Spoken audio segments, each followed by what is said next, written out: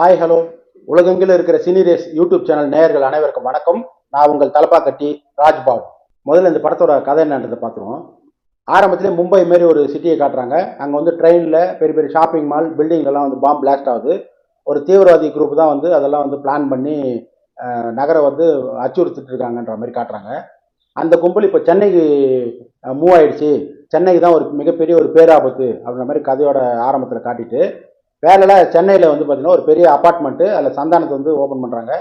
So 90s kids அவங்களுக்கு வந்து கல்யாண ஆகத்தில் ஒரு மிகப்பெரிய பிரச்சனை. கேட்டாக்கா சொந்த வீடு இருந்தால் தான் பொண்ணு கொடுப்பாங்க அப்படின்ற மாதிரி சொல்லுவோம் இல்லையா, அந்த மாதிரி ஆரம்பிக்கிறாங்க. இப்போ மனோபாலா வந்து மீடியேட்டர் வராரு. இப்போ சந்தானத்துக்கு ஒரு பொண்ணு பார்த்து கல்யாணம் பண்ணி வைக்கிறாங்க. கல்யாணம் பண்ணி வச்ச உடனே ஒரு பார்ட்டியில் சந்தானத்துக்கும் விவேக் பிரசன்னா தான் ஃப்ரெண்டு. விவேக் பிரசன்னாக்கும் ரெண்டு பேருக்கு வந்து சண்டே ஆகிட்டோன்னே, டேய் நான் கொடுத்து 25 லட்சம் ரூபாய் எனக்கு திருப்பி கொடுறா அப்படின்ற மாதிரி ப்ரெஷர் கொடுக்குறாப்புல. இப்போ அந்த பணத்தை வாங்கிறதுக்கு வீட்டுக்கு வரான். வந்த இடத்துல வந்து பார்த்தீங்கன்னாக்கா தம்பிராமையும் பாலசரவணனும் அவன் ஒரு சின்ன ஒரு ட்விஸ்ட் ஒன்று பண்ணி பாத்ரூம் போனோன்னு சொல்லி கேட்குறாப்புல. இப்போ பாத்ரூமோட சுவிட்சை டச் பண்ணும்போது விவேக் பிரசன்னா வந்து ஷாக் அடித்து இறந்துறாரு. ஸோ இப்போது இறந்த உடனே அந்த பாடி வச்சுட்டு இந்த டோட்டல் ஃபேமிலி எப்படி அந்த பிரச்சனைலேருந்து வெளியில் வராங்க, அதை ட்விஸ்ட் அண்ட் டர்ன்ஸோட எப்படி ஸ்க்ரீன் ப்ளே பண்ணியிருக்கிறான்றது தான் மீதி கதை. இப்போ படத்தோட ப்ளஸ்ஸை பற்றி பார்த்துருவோம். இப்போ மனோபாலா சார் வந்து பார்த்தீங்கன்னா சந்தானம் காம்பினேஷன் போது ஆரம்பத்திலே அவங்க ரெண்டு பேருனுடைய காம்பினேஷன் நிறைய படம் வந்து ஹிட் ஆகிருக்கு. அதேமாதிரி நீங்கள் கலகலப்பு சுந்தர் சி படம்லாம் பார்த்தீங்கன்னா மிகப்பெரிய ஒரு ஓப்பனிங் இருந்திருக்கும். அவங்க ரெண்டு பேருடைய காம்பினேஷனில் டைலாக்ஸாக இருக்கட்டும், ரியாக்ஷன்ஸாக இருக்கட்டும், எல்லாமே ரொம்ப மக்களால் ரசிக்கப்பட்டதாக இருந்திருக்கும். அதேமாதிரி இந்த படத்துலையும் மனோபாலா சார் வர்ற சீன்ஸ்லாம் ரெண்டு பேரும் ரொம்ப காம்பினேஷன் ஒர்க் அவுட் ஆகிடுச்சு. தேட்டரில் வந்து சின்ன குட்டீஸ்லேருந்து லேடிஸ்லேருந்து எல்லாருமே வந்து நல்லா சிரித்தாங்க. தேட்டரே அல்லோலப்படுத்துன்னு சொல்லலாம். மனோபாலா சார் வந்து சந்தானத்தை கூப்பிட்டு ஹீரோயினை பொண்ணு பார்க்க போவாங்க. அப்பா தம்பிராமையா, அவருக்கு பையன் வந்து பாலசரவணன், ஹீரோயின். இப்போ இந்த இடத்துல பார்த்தீங்கன்னா அந்த டோட்டல் எபிசோடு சொல்லுவாங்க இல்லையா, கல்யாண எபிசோடு, அது ஃபுல்லாக வந்து பயங்கர என்டர்டைன்மெண்ட்டாக இருந்தது. சின்ன சின்ன கேரக்டராக நடித்த பாட்டி முதல் கொண்டு கிளாப்ஸ் வந்து அள்ளிட்டாங்க. ஜமீனில் சந்தானத்துக்கு ஹீரோயினுக்கு கல்யாணம் ஆன உடனே டோட்டல் ஃபேமிலி சென்னைக்கு ஷிஃப்ட் ஆகிறாங்க. வந்த இடத்துல வந்து பார்த்தீங்கன்னாக்கா ஒரு லிஃப்ட் சீன் ஒன்று இருக்கும். அதில் தம்பிராமையா சார் ஆகட்டும், பாலசரவணன் சார் ஆகட்டும், ஹீரோயின் ஆகட்டும், சந்தானம் ஆகட்டும், எல்லாருமே சூப்பராக நடிச்சிருக்காங்க. இதில் டெட் பாடியாக நடிச்சவர் வந்து விவேக் பிரசன்னா. அவர் வந்து ரொம்ப நல்லா நடிச்சிருந்தாலும் தான் சொல்லணும். நீங்கள் இதே பேரலாக வந்து ஒரு படம் நீங்கள் நாகேஷ் சார் ஒரு படத்தில் டெட் பாடியாக நடிச்சிருப்பார். அது ஃபுல் அண்ட் ஃபுல்லாக வந்து ஹியூமராக ரொம்ப ரசிக்கிற மாதிரி இருந்திருக்கும். அந்த மாதிரி ட்ரை பண்ணியிருக்காங்க இந்த படத்தில். விவேக் பிரசன்னா முடிஞ்ச அளவுக்கு ஒரு மாதிரி ஸ்மைலி ஃபேஸோட நல்லா தான் இருந்தது அந்த லுக்கெல்லாம். அந்த லிஃப்ட் சீனு ரொம்ப என்டர்டைன்மெண்ட்டான ஒரு எபிசோடாக மாட்டிக்கிச்சு. தேட்டரில் வந்து ஃபுல்லாக என்ஜாய் பண்ணாங்க. அடுத்து ஒரு ஹாஸ்பிட்டல் பிளாக் ஒன்று வரும். ஃபுல் அண்ட் ஃபுல்லாக வந்து காமெடியாக ஒர்க் அவுட் பண்ணியிருக்காரு டேரக்டர். அதில் நடித்த ஆர்டிஸ்ட்லேருந்து எல்லாருமே ரொம்ப நல்லா ப்ளே பண்ணியிருப்பாங்க. ரெண்டு கிளாமர் கேர்ள்ஸ் வந்து நர்ஸு ட்ரெஸ் போட்டுட்டு வரும்போது ஒரு டாக்டர் வந்து ஒரிஜினல் டாக்டர் கேட்பாங்க, நர்ஸ் உங்களுக்கு யார் இந்த மாதிரி காஸ்டியூம் கொடுத்தது அப்படின்ற மாதிரி கேட்கும்போது அவங்க ரெண்டு பேர் திருன்னு முடிச்சுட்டு ஹாலிவுட் படத்துலலாம் இப்படி தான் மேடம் ட்ரெஸ் பண்ணியிருப்பாங்க அப்படின்ற சொல்கிற சீனு தேட்டரில் ஃபுல் என்ஜாய். குட்டிஸ்லாம் வந்து வீழ்ந்து வீழ்ந்து சிரிச்சதை வந்து நம்மளால் கேட்க முடியுது. அடுத்த டெக்னீஷியன் பற்றி பார்த்தோம்னா கேமராமேன் ஓம் நாராயண், மியூசிஷியன் வந்து பார்த்தீங்கன்னாக்கா டி இமான். கேமராமேனுடைய ஒர்க்கு பார்த்தீங்கன்னாக்கா ரொம்ப பளிச்சுன்னு இருந்தது. ஃபோட்டோகிராஃபி பார்க்குறதுக்கு கண்ணுக்கு குளிச்சாவும் ரொம்ப நல்லா எடுத்துருந்தாப்புல. மியூசிக் சைடு பார்த்தீங்கன்னா ரீரிகார்டிங் வந்து வழக்கமாக ஒரு காமெடி படத்துக்கு பேக்ரவுண்டு வாசிக்கிறது கொஞ்சம் சிரமமாக இருக்கும். ஏன்னா என்ன மாதிரி மியூசிக் பண்ணணுன்ற ஒரு டென்ஷன் இருக்கும். பட் இமான் சார் வந்து இதில் வந்து சூப்பராக ஹேண்டில் பண்ணியிருக்காப்புல.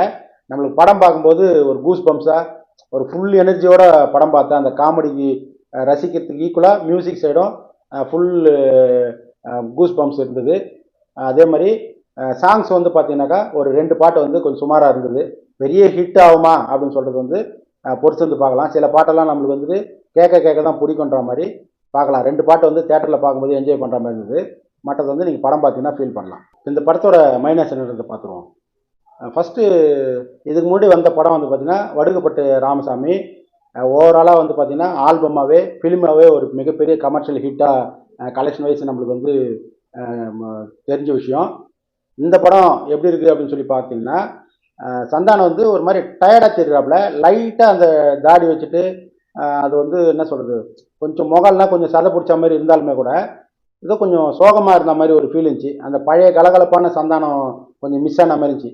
நீங்கள் சுந்தர் சி சார் படம் வந்துச்சு இல்லையா கலகலப்பு, அதில் ஒரு ஆக்டிவான ஒரு சந்தானத்தை பார்ப்போம் இல்லையா, அந்த மாதிரி ஒரு சந்தானம் இந்த படத்தில் மிஸ்ஸிங்கு. சந்தானம் பிரியாலயா அவங்களுடைய காம்பினேஷனில் சில சீன்ஸ் வந்து கொஞ்சம் சுவாரஸ்யமாக பண்ணியிருந்தாங்கன்னா இன்னும் கொஞ்சம் ரசிக்கிற மாதிரி இருந்திருக்கும். ஆரம்பத்திலேயே ஹீரோயின் ஃபேமிலி வந்து டோட்டலாக பொய் சொல்லி தனக்கு கல்யாணம் பண்ணி வச்சுட்டீங்கன்ற அந்த அந்த கதையை ஓப்பன் பண்ணதுனால அவங்க 2 பேருக்கு வந்து பெருசாக சீன்ஸ் பண்ண முடியாமல் ஒரு சூழ்நிலை திரைக்கதையில் மாட்டிக்கினார் டேரக்டர். ஆனால் அது மீறி இவங்க 2 பேருக்குள்ளே வந்துட்டு அந்த ஃபர்ஸ்ட் நைட் மாதிரியோ இல்லை வேறு ஏதாவது சின்ன சின்ன ஃபன்னான விஷயங்கள் வந்து வீட்டுக்குள்ளே வந்து சீன்ஸ் பண்ணியிருந்தாங்கன்னா கொஞ்சம் பார்க்குற மாதிரி இருந்திருக்கும், ரசிக்கிற மாதிரி இருந்திருக்கும். இந்த படத்தில் வில்லன் டீம் பார்த்தீங்கன்னா ஒரு மிகப்பெரிய ஒரு டெரரிஸ்ட் குரூப்ன்ற மாதிரி காட்டியிருப்பாங்க. இப்போ காமெடி படத்தை பொறுத்த வரையும் கொஞ்சம் மிகப்பெரிய வில்லனாக இருந்தால் கூட காமெடியாக தான் பண்ணணுன்றது தமிழ் சினிமாவில் எழுதப்படாத ஒரு விதியாக இருக்கும். ஆனால் இந்த படத்தில் வெளில வந்துட்டு காமெடி பண்ணுறானா இல்லை சீரியஸாக இருக்கிறானா அப்படின்ற ஒரு கிளாரிட்டி வந்து கரெக்டாக கொடுக்கல. அதே மாதிரி விவேக் பிரசன்னா வந்துட்டு வில்லன் டீமில் வரும்போது நீங்கள் பழைய படம் பில்லெல்லாம் பார்த்தீங்கன்னா ரஜினிகாந்த் சார் வந்து பாலாஜி சார் வந்து டியூன் பண்ணுவார். அவனுடைய பாடி லாங்குவேஜ் இப்படி தான் இருப்பான், பில்லா வந்து இப்படி தான் நடப்பான், பில்லா வந்து இப்படி தான் பார்ப்பான், அவன் சிகரெட் வந்து இப்படி தான் பற்ற வைப்பான் அப்படின்னு ஒரு டியூன் பண்ணி அந்த பில்லா டீமுக்குள்ளே சேர்க்குற விஷயம்லாம் வந்து அந்த காலத்திலே வந்து ரொம்ப திரைக்கதையில் ரொம்ப சுவாரஸ்யமாக பண்ணியிருப்பாங்க. பட் இங்கே வந்துட்டு இறந்த டெட் பாடியாக பிரசன்னா உருவத்திலே இருக்கிற மாதிரி சந்தானத்தோட ஃப்ரெண்டு உயிரோடு இருக்கிற பிரசன்னாவை வந்து அந்த டீமுக்குள்ளே அனுப்புகிறாங்க. அப்போ அந்த கேங்ஸ்டர்ஸ் குரூப்பில் தீவிரவாதி குரூப்பில் யாருமே வந்துட்டு இது நம்மால் தான் அப்படின்ற மாதிரி கண்டுபிடிக்கல. பார்த்தோன்னே அக்செப்ட் பண்ணி உள்ளே சேர்த்துக்கிறாங்க. அது நம்மளுக்கு படம் பார்க்கும்போது கொஞ்சம் வீக்காக தெரிஞ்சுது. இவ்வளோ விஷயங்களை பண்ண இயக்குனர் வந்து அந்த இடத்துலையும் கொஞ்சம் சின்ன ஒரு லாஜிக் ஒன்று பிடிச்சி அது வந்து சரியாக இருக்கா இல்லை வந்து அதில் ஏதாவது காமெடி பண்ண முடியுமா அப்படின்னு கொஞ்சம் மேட்ச் பண்ணியிருந்தாங்கன்னா நம்ம பார்க்குற ஆடியன்ஸுக்கு வந்து கொஞ்சம் ஃப்ளோவாக இருந்திருக்கும், ஒரு பெரிய கன்ஃபியூஸ் வந்திருக்காது. அது லேக். அடுத்து முனிஷ்காந்த், கூல் சுரேஷ், அப்புறம் கூட இன்னொருத்தர் வந்து ஒரு அடியாள் மாதிரி வருவார். 3 பேர் ஒரு டீம். அதில் சில இடத்துல வந்து ரசிக்கிற மாதிரி இருந்தாலும் நிறைய இடத்துல நம்மளால் ரசிக்க முடியல. ஒரு கூல் சுரேஷ் வரும்போது அவருக்கு கொஞ்சம் டைலாக் கொடுத்துருந்தா கண்டிப்பாக அவருக்குன்னு ஒரு ஃபேன் ஃபாலோவர்ஸ் இருக்காங்க, கண்டிப்பாக ரசிச்சிருப்பாங்க. அதேமாதிரி முனிஷ்காந்தை இன்னும் கொஞ்சம் நிறைய காமெடி ஃபன் பண்ணியிருந்தா நம்மளுக்கு என்டர்டைன்மெண்ட்டாக இருந்திருக்கும்.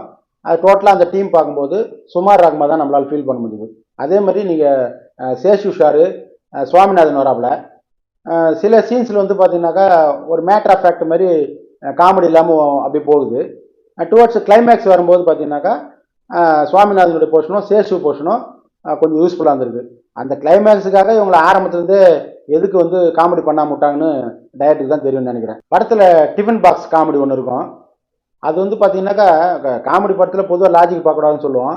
ஆனால் சாப்பாடு இருக்கிற டிஃபன் கேரியர் எப்படி இருக்கும், எம்டிஆர் இருக்கிற டிஃபன் கேரியர் எப்படி இருக்குன்றது கூட லாஜிக் இல்லாமல் அது வந்து காமெடி பண்ணுறோன்ற மாதிரி சொல்லியிருக்காங்க. அந்த இடத்துல நம்மளால் வந்து சிரிக்க முடியல. பட்டு டயலாகில் போட்டு ஓரளவுக்கு ஒப்பேற்றிருக்காங்க கூட இருந்த நண்பர்கள்லாம் ஆஃபீஸ் யூனில். அது கொஞ்சம் சுமார் ரகமாக தான் இருந்தது. அந்த மாதிரி இப்போ டோட்டலாக இந்த மாதிரி நான் ஸ்டாப்பு காமெடி ஃபிலிமில் சின்ன சின்ன விஷயத்து கூட நம்ம வந்து லேகாக இருக்குது, இங்கே காமெடி வரலன்றதை ரீஒர்க் பண்ணியிருந்தாங்கன்னா கண்டிப்பாக நம்மளால் வந்து ரசித்து சிரிக்கிற மாதிரி இருந்திருக்கும். அதில் இன்னும் கொஞ்சம் கவனத்தில் செலுத்திருக்கலாம் இயக்குனர். டெரரிஸ்ட் கேங்கில் ஒருத்தர் வந்துட்டு ஒரு மாதிரி பைப்பெல்லாம் வச்சுட்டு மொட்டை அடிச்சுட்டு ஒரு மாதிரி மூளை வளர்ச்சி இல்லாத மாதிரியும் ஒரு மாதிரி ஆஃப் மைண்டு இருக்கிற மாதிரியும் அவருக்கு வந்து ஏதாவது பட்டன் நம்பிக்கை தான் தன்னுடைய தகவலை செலுத்துகிற மாதிரியும் ஒரு கேரக்டர் காட்டுறாங்க. அது என்ன தோணுச்சுன்னா கிளைமேக்ஸில் ஏதோ ஒரு பெருசாக வந்து இவர் யூஸ் பண்ணிப்பார் டேரக்டரு கிளைமேக்ஸ் போர்ஷனில் அப்படின்னா நம்ம எதிர்பார்த்தோம். அவர் ஆரம்பத்தில் எப்படி காட்டினாங்களோ எண்டு வரையும் அப்படியே காட்டினாங்க. அப்புறம் எதுக்கு அந்த கேரக்டர் வந்து படத்தில் கொண்டு வந்தாங்க, அதனால் கதைக்கு திரைக்கதைக்கு என்ன யூஸ்ன்னு பார்த்தா ஒரு யூஸுமே இல்லை. அந்த கேரக்டர் டோட்டலாக வேஸ்ட்டாக தான் உணர முடியுது. மொத்தத்தில் இந்த படம் எப்படி இருக்குது அப்படின்ற மாதிரி நீங்கள் கேட்கறது எனக்கு புரியுது.